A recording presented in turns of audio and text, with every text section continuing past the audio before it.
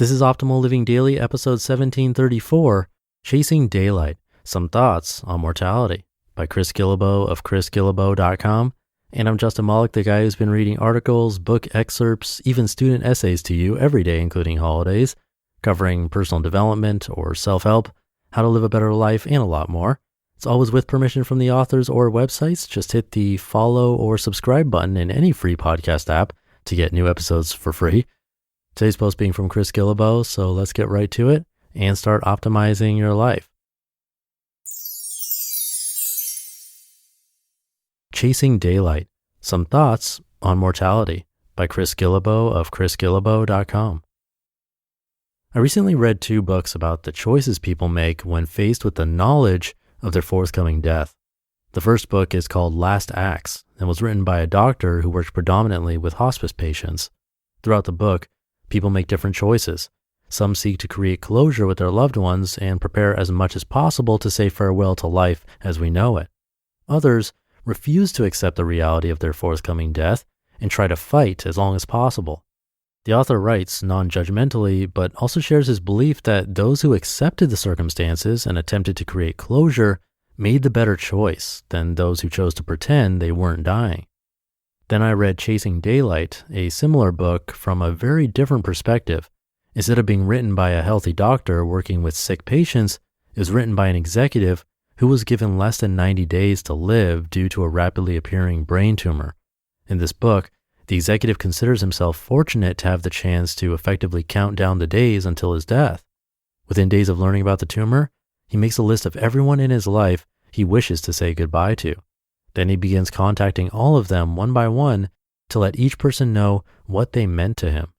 Some people he contacts are uncomfortable, afraid, or even angry with his desire to close relationships.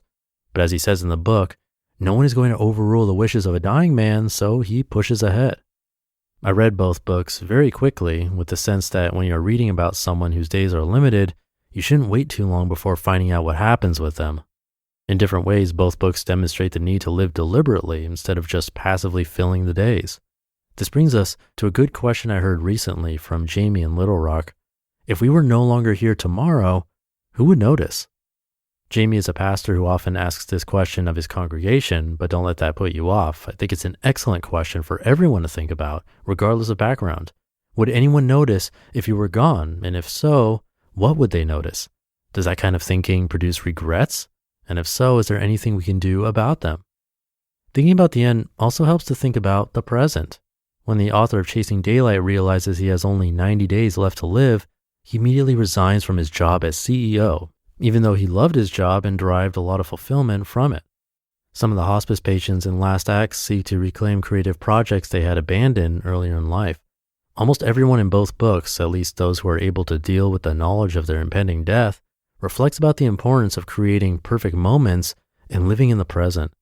Most of the time these days, I wake up excited and go to sleep excited. Sometimes I even wake up in the middle of the night thinking about all the projects I want to work on. So many countries left. New adventures, new friends, trips, writing projects, business ventures, etc. I don't want it to end, and I don't expect it to end for a while. But reading Last Acts and Chasing Daylight served as good reminders that we don't always get to choose how things turn out. So it's important to make sure we are deliberate in the things we do have control over.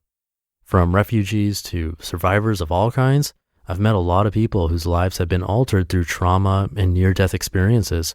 In my own life, I can pinpoint a few experiences that shook me up and caused me to rethink my priorities, especially a major change that came about after 9/11 when I was depressed and trying to find a way to engage with the world. The problem is that these events don't come along very often for good reason, and when they do come along, you don't always have a choice in how to respond. Instead of responding to trauma, therefore, it's better if you can avoid a wake-up call like that to create change in your life. You don't have to wait for a 9/11, a car crash, another near brush with death to think about what really matters.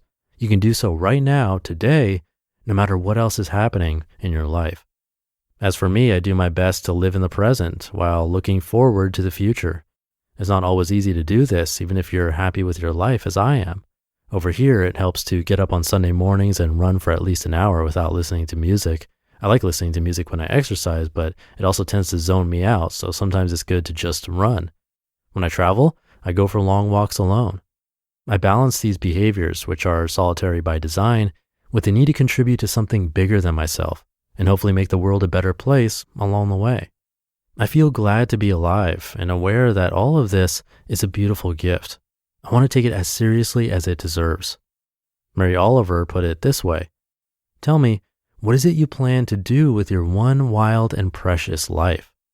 In various forms, questions like that are what I believe we should think about every single day. How would you respond? You just listened to the post titled Chasing Daylight, Some Thoughts on Mortality by Chris Guillebeau of chrisguillebeau.com. And thank you to Chris. This one felt super relevant considering we're dealing with the pandemic still. At least we are here in the United States. I'm not sure where you are. Hopefully it's better there than it is here. But in either case, I'm sure it impacted your life in some way. And like major national or global events in the past, it makes us step back and consider our lives. That's a positive that came from this situation, hopefully, that we think about how times were before and possibly how we could have spent that time, and now maybe it'll change our behavior for the better and help us think about what's most important. Wake-up calls aren't fun, but we'll all go through them once in a while, and this past year has definitely been one of those. So take it to heart, but like he said, don't rely on them to make an impact on your life. Maybe have a day of reflection today. In the meantime, I'll be back tomorrow as usual, where your optimal life awaits.